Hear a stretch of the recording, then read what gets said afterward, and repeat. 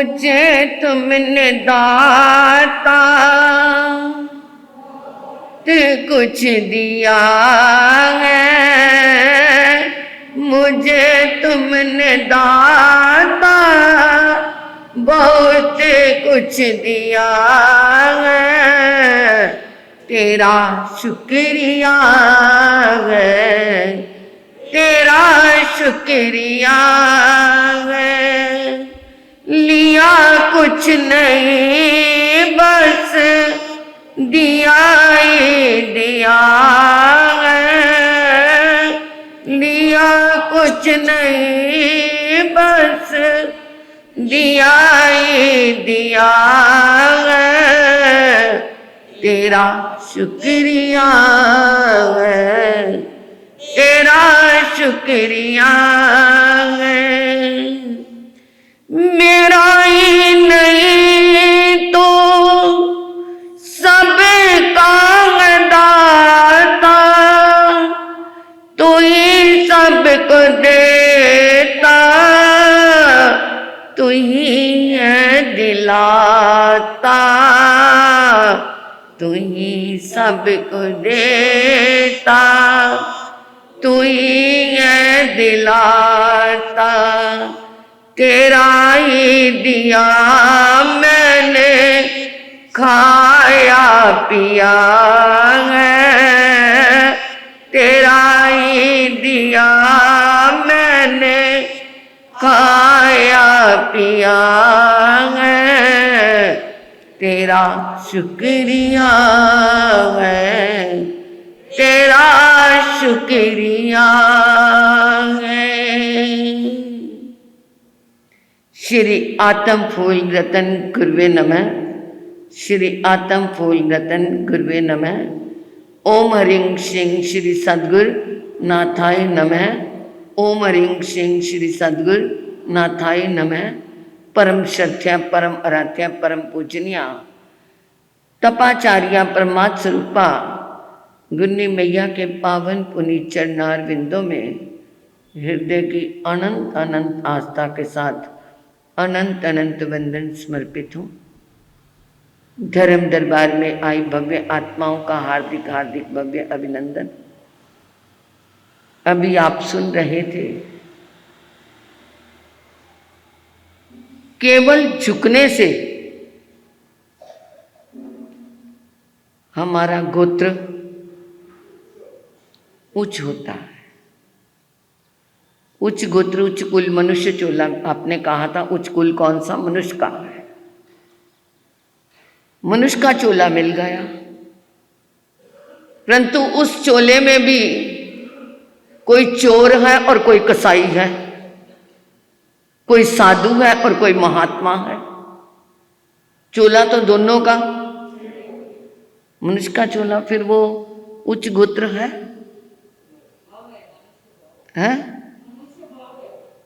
नहीं, फिर वो मनुष्य भव तो है, वो उच्च मनुष्य बना।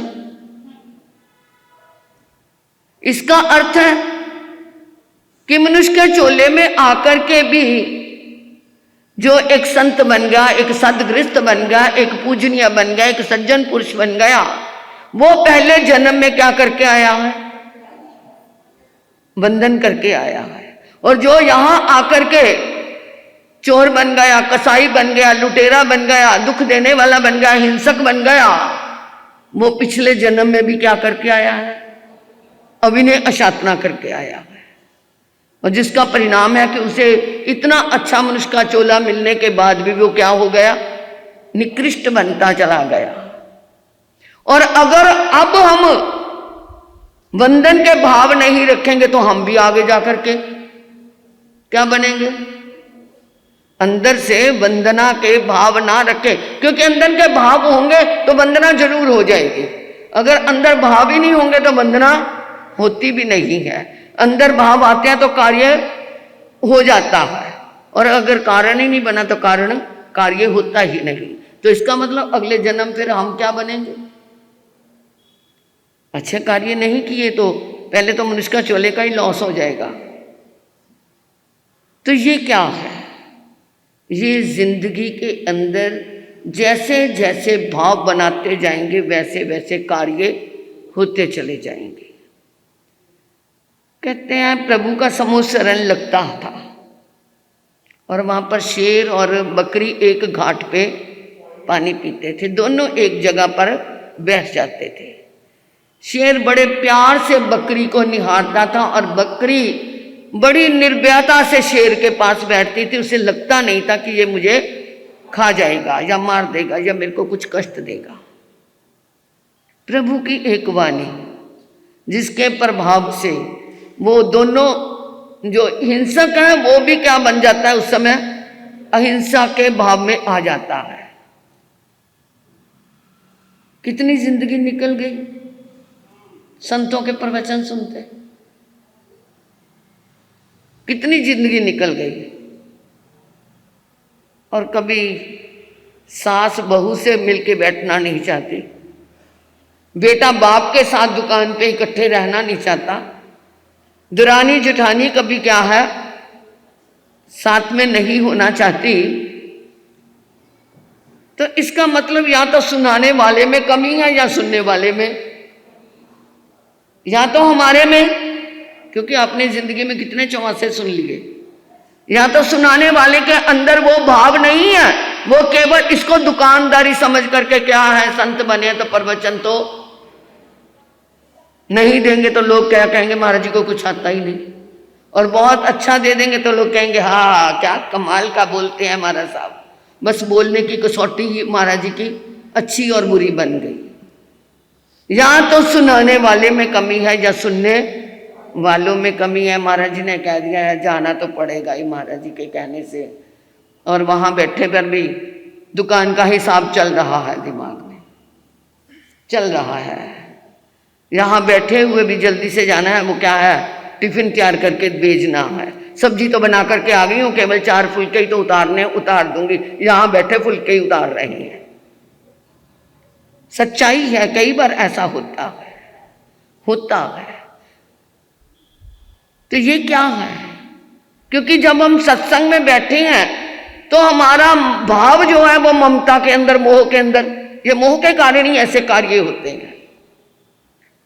तो फिर वो सुनाने वाले की क्या कमी है जब सुनने वाला ही ऐसा है। तो फिर ऐसा कभी काश हो जाए कि सास बहू एक जगह रहे, बाप बेटा अलग ना हो, दरानी जेठानी बहने बन के चले, गुरु शिष्य क्या है बाप बेटा बन करके चले, और गुरनी शिष्या माँ बेटी बन करके चले, तो वहां पर फिर क्या है उसका प्रभाव अलग होगा। नहीं तो ये क्या है, ये तो चलता ऐसे जिंदगी के अंदर वे भाव ऐसे ही बनेंगे। जब यहाँ बैठे ही हमारी दुकानदारी चलेगी, यहाँ बैठे ही हमारी रसोई दिमाग में चलेगी, तो फिर इसका मतलब है कि शास्त्र की वाणी वहाँ नहीं जा रही, वहाँ शास्त्र की वाणी जा रही है हाँ, परंतु उसका अमल नहीं हो पाएगा, क्योंकि वो सुना कहाँ, वो बाहर के कानों से सुना, दर्शन किए बाहर की आंखों से किए। नहीं तो एक बार दर्शन कर लिए तो उसको अंदर, हमारे अंदर इतना उतर गया कि दोबारा चाहे दर्शन हो चाहे ना हो, वो दूरी हमें क्या नहीं कर सकती, दूर नहीं कर सकती। Time and space can not us apart, समय और स्थान की दूरी हमें दूर नहीं कर सकती अगर हमने उनको अपने दिल में समा लिया है तो। परंतु हमने समाया ही कहाँ, समाया ही कहाँ। ये ममता ऐसी है जो बीच में आ ही जाती है, किसी ना किसी रूप में आ जाती है। ये ममता और मोह ये दोनों एक ही हैं। मुर्गी पहले हुई या अंडा पहले हुआ जी? हैं? ये भगवती शास्त्र का प्रश्न है, मेरा नहीं है। मुर्गी पहले या अंडा पहले? हाँ आप ही बता दो कहते मैंने भी तो भगवान की वाणी को पढ़ा है। किसी ने कहा मुर्गी, तो आई कहाँ से जो अंडा नहीं होगा, तो है ना। और फिर क्या है, मुर्गी होगी तो अंडा होगा। इसका मतलब क्या है मोह ने तृष्णा को जन्म दिया और तृष्णा ने मोह को आगे बढ़ावा दिया। ये दोनों क्या, ये नहीं कह सकते मोह पहले या तृष्णा पहले, मुर्गी पहले या अंडा पहले, ये इसका जवाब भी नहीं है, और मोह पहले या तृष्णा पहले, इसका भी जवाब नहीं है। क्योंकि जहां मोह होगा वहीं तृष्णा आएगी, जहां तृष्णा होगी वहीं मोह होगा। बिना मोह के हम दूसरे का क्या है कुछ सोच ही नहीं सकते। हम मोह से भरे पड़े हैं, रग रग में रोम रोम में मोह भरा पड़ा है, चाहे वो एक पेन का ही मोह क्यों ना हो। एक पेन हमारा को कोई अच्छा सा मिल गया और इधर उधर हो गया, आजकल पेन की तो वैल्यू नहीं, मोबाइल ही है सबसे बड़ा मोह का कारण। क्या बन गया, थोड़ा सा इधर उधर हो जाए तो क्या हो गया, परेशान हो जाते हैं ना। इसका मतलब क्या है, ये मोह है। जब नहीं मोबाइल चलते थे तब भी तो गुजारा चल रहा था ना, परंतु आज हम ज्यादा मोह के अधीन हो गए। पहले तो क्या है, चला गया था तो फोन होते नहीं थे तो क्या है, उसका मोह तो कम से कम नहीं था ना, कम से कम उस मोबाइल का मोह तो नहीं था ना। इसका मतलब हमारे अंदर ये जो जो क्या है डिजिटल मीडिया चलता जा रहा है, हमारा मोह और भी क्रिएट होता चला जा रहा है, हम उसके अधीन होते चले जा रहे हैं। इसलिए ये मोह जब तक रहेगा तब तक हमारी वाणी का प्रभाव कुछ समय का लिए हो सकता है, परंतु परमानेंट नहीं हो सकता। जब तक तृष्णा के वशीभूत है तब तक हमारा प्रभाव नहीं हो सकता। तो इसलिए उच्च कुल उच्च गोत्र को प्राप्त करना है तो सबसे पहले विनय के भावों में आ जाओ। विनय आ गई, गोत्र भी अच्छा हो जाएगा और वहां पर मोह और तृष्णा भी कम होने शुरू हो जाएंगे।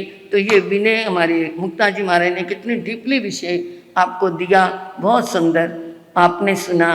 तो इधर हमारे तप जप का क्रम, क्योंकि 10 बजे के ऊपर सुई पहुंच गई है। एक सूचना सुन लीजिए, चालू करना। नमो सिद्धानंग नमो आयरियानंग नमो विजयानंग नमो लोय संसावनंग चैता भारं वासन चक्रवर्ती में दियो संति संति करे लोय पत्तो गए मनुत्रंग श्री चितारी मंगलम अरिहंता मंगलम श्रद्धा मंगलम साहु मंगलम के विपनत दम्म मंगलम चेतारी लगुत्मा अरिहंता लगुत्मा सिद्धा लगुत्मा साहु लगुत्मा के विपनत दम्म लगुत्मा चेतारी शरणम पव्यामि अरिहंते शरणम पव्यामि सिद्धे शरणम पव्यामि साहु शरणम पव्यामि केवलिपनत दम्मो शरणम पव्यामि। अरिहंता जी का शरणा, सिद्धा जी का शरणा, साधु जी का शरणा, केवली रुपया दे धर्म का शरणा। ये चार शरण दुख हरण और न शरणा कोई होगा, जो भक्त प्राणी करे आराधन उसका अजर अमर पद होगा, उसका सदा ही मंगल होगा।